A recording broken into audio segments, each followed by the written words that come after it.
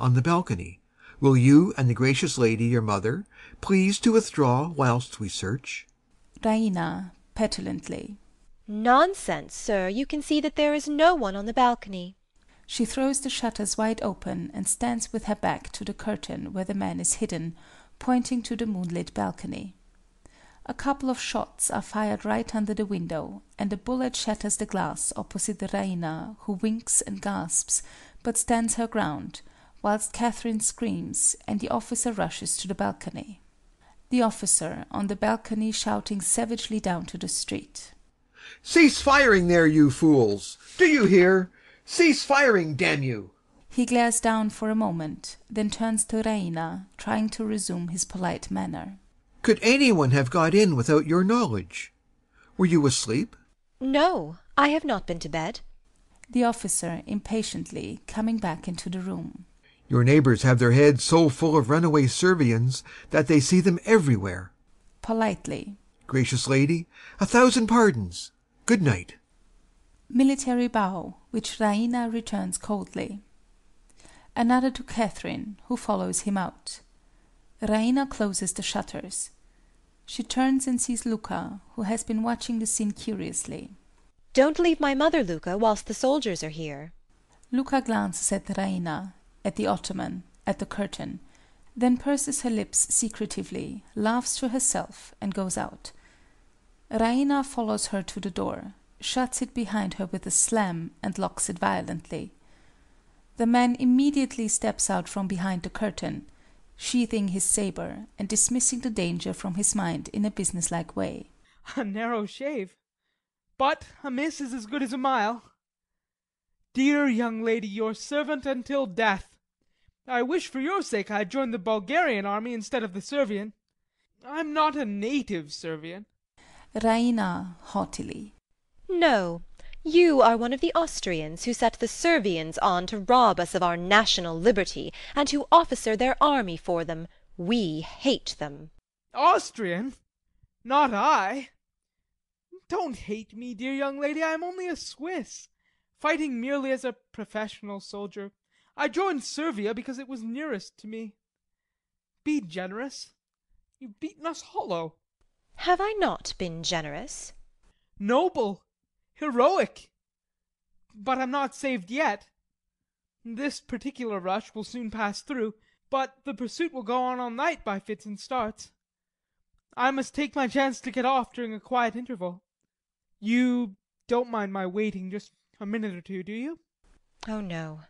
I am sorry you will have to go into danger again. Motioning towards ottoman. Won't you sit? Oh! She breaks off with an irrepressible cry of alarm as she catches sight of the pistol. The man, all nerves, shies like a frightened horse. Man, irritably. Don't frighten me like that. What is it? Your pistol. It was staring that officer in the face all the time. What an escape! Man, vexed at being unnecessarily terrified. Oh, is that all? Raina, staring at him rather superciliously, conceiving a poorer and poorer opinion of him, and feeling proportionately more and more at her ease with him. I am sorry I frightened you. She takes up the pistol and hands it to him. Pray, take it to protect yourself against me. Man, grinning wearily at this sarcasm as he takes the pistol. No use, dear young lady. There's nothing in it. It's not loaded. He makes a grimace at it, and drops it despairingly into his revolver case. Well, load it, by all means. I've no ammunition. What use are cartridges in battle? I always carry chocolate instead. Oh, and I finished the last cake of that yesterday. Raina, outraged in her most cherished ideals of manhood. Chocolate? Do you stuff your pockets with sweets like a schoolboy, even in the field? Yes. Isn't it contemptible? Raina stares at him, unable to utter her feelings. Then she sails away scornfully to the chest of drawers, and returns with the box of confectionery in her hand. Allow me. I am sorry I have eaten them all except these. She offers him the box. Man ravenously. You're an angel. He gobbles the comfits. seems delicious. He looks anxiously to see whether there are any more. There are none. He accepts the inevitable with pathetic good humour, and says with grateful emotion, Bless you, dear lady. You can always tell an old soldier by the inside of his holsters and cartridge boxes. The young ones carry pistols and cartridges. The old ones, grub. Thank you. He hands back the box. She snatches it contemptuously from him and throws it away. This impatient action is so sudden that he shies again. Don't do things so suddenly, gracious lady. Don't revenge yourself because I frightened you just now. Raina superbly. Frighten me? Do you know, sir, that though I am only a woman, I think I am at heart as brave as you. I should think so. You haven't been under fire for 3 days as I have. I can stand 2 days without showing it much, but no man can stand 3 days. I'm as nervous as a mouse. He sits down on the ottoman and takes his head in his hands. Would you like to see me cry? Raina quickly. No. If you would, all you have to do is to scold me just as if I were a little boy and you my nurse. If I were in camp now, they'd play all sorts of tricks on me. Raina, a little moved. I'm sorry. I won't scold you. Touched by the sympathy in her tone, he raises his head and looks gratefully at her.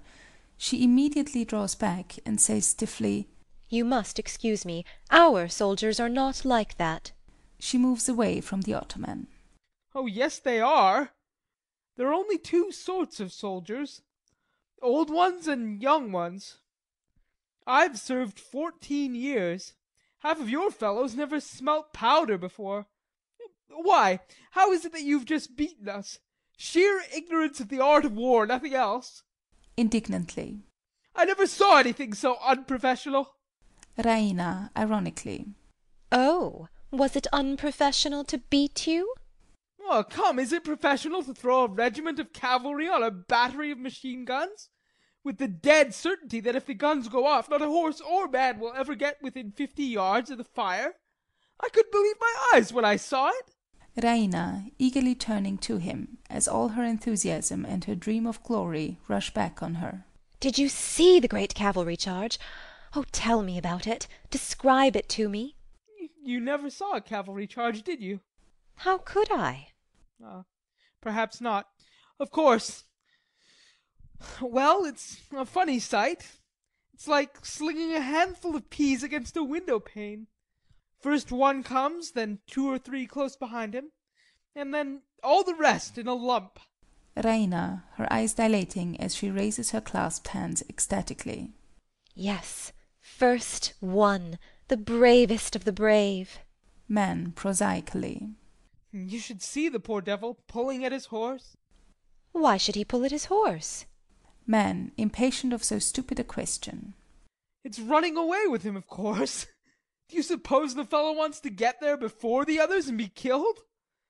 Then they all come. You can tell the young ones by their wildness and their slashing. The old ones come bunched up under the number 1 guard. They know that they're mere projectiles and that it's no use trying to fight. The wounds are mostly broken knees from the horses cannoning together. Oh, but I don't believe the first man is a coward. I believe he is a hero. Man, good-humouredly. That's what you'd have said if you'd seen the first man in the charge today. Raina, breathless. Oh, I knew it. Tell me about him. He did it like an operatic tenor. A regular handsome fellow, with flashing eyes and lovely moustache, shouting a war cry and charging like Don Quixote at the windmills. We nearly burst with laughing at him. But when the sergeant ran up, white as a sheet, and told us they'd sent us the wrong cartridges and we couldn't fire a shot for the next 10 minutes, we laughed up the other side of our mouths. I never felt so sick in my life, though I've been in 1 or 2 very tight places. And I hadn't even a revolver cartridge. Nothing but chocolate. We'd no bayonets, nothing. Of course, they just cut us to bits. And there was Don Quixote flourishing like a drum major, thinking he'd done the cleverest thing ever known. Whereas he ought to be court-martialed for it. Of all the